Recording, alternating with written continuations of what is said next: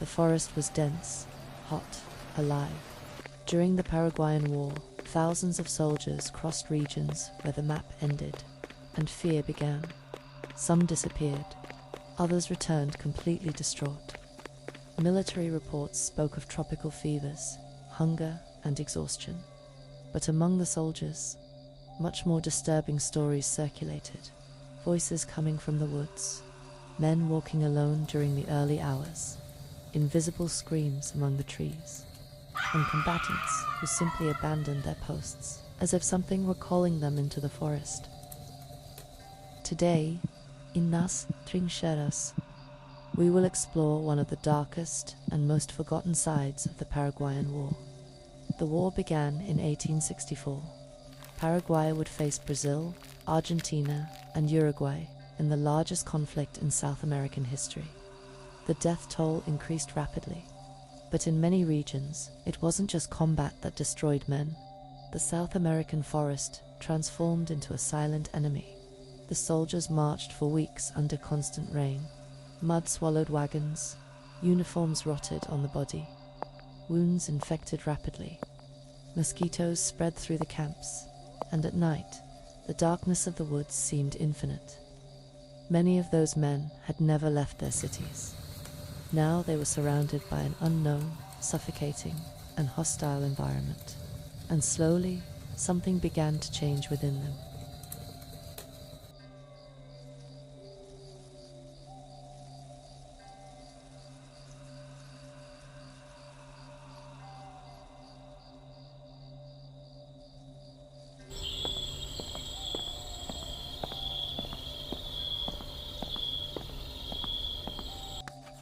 In 1867, a Brazilian volunteer named Antonio Ferreira wrote a letter to his wife a few days before disappearing near the Hamita region. The document never officially reached its destination. Years later, fragments of the account would be found among forgotten military archives. In one of the excerpts, Antonio wrote, "At night, nobody sleeps properly. Some men say they hear footsteps around the camp. Others swear they hear voices calling their names in the woods. Yesterday, a soldier ran out into the dark, saying someone was watching him among the trees." In the first few days, nobody gave it importance. The war had already destroyed the psychological state of many combatants. But according to witnesses, Antonio began to change rapidly. Companions stated that he spent hours staring fixedly at the forest, as if he were hearing something distant. Some soldiers reported that the volunteer woke up startled during the early hours, saying that someone was walking around the tents. In another letter, he wrote, "The forest seems to breathe during the night. There are moments when the silence gets so strong that men start to go mad."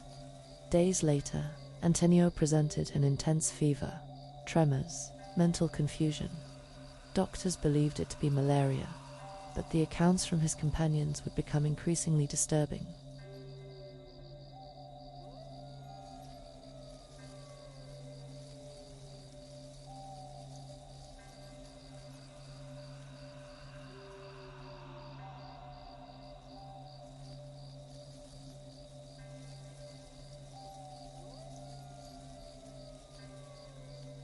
On a certain early morning, soldiers from the camp stated they heard Antonio talking to himself outside the tent.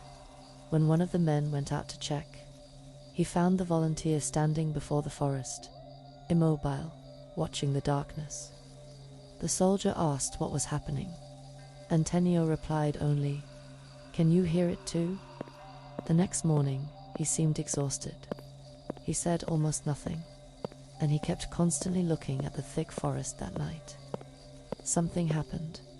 Shortly before dawn, 2 soldiers reported seeing Antonio get up silently, grab his rifle, and walk alone toward the forest.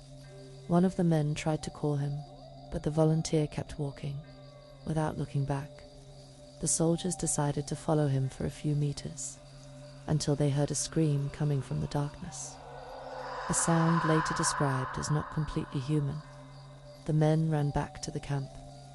Antonio Ferreira was never found again, officially.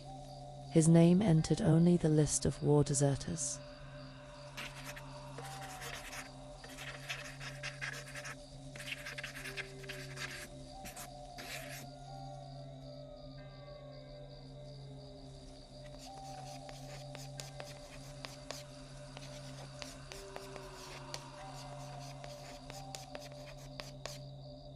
Antonio's disappearance was not an isolated case.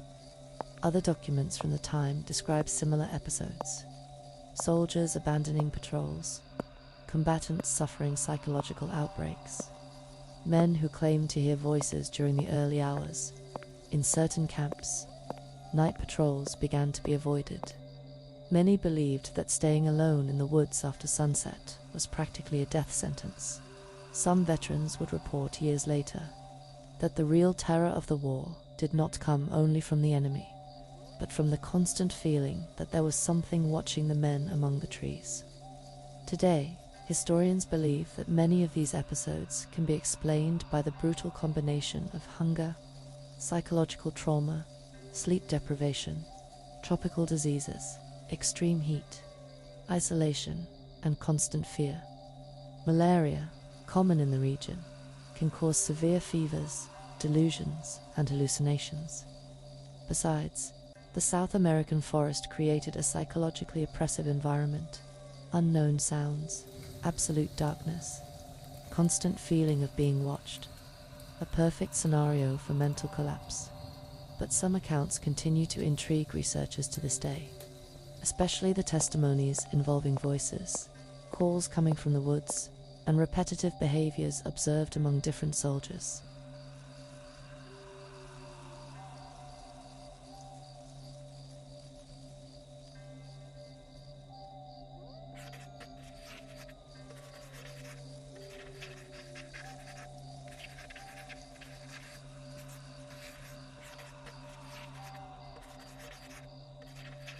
Perhaps it was just the horror of war slowly destroying the human mind.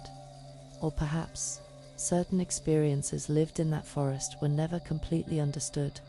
The Paraguayan War left deep marks on South American history, but some of its most disturbing stories remained buried among forgotten reports and fragmented memories of survivors.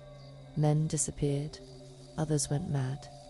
Many could never explain exactly what they felt in that forest, because there are wars that remain alive long after the last shot. And sometimes, the greatest enemy is not before the soldiers, but hidden within the human mind itself. And perhaps, in some place in the old woods of the war, there are still echoes of those who could never return.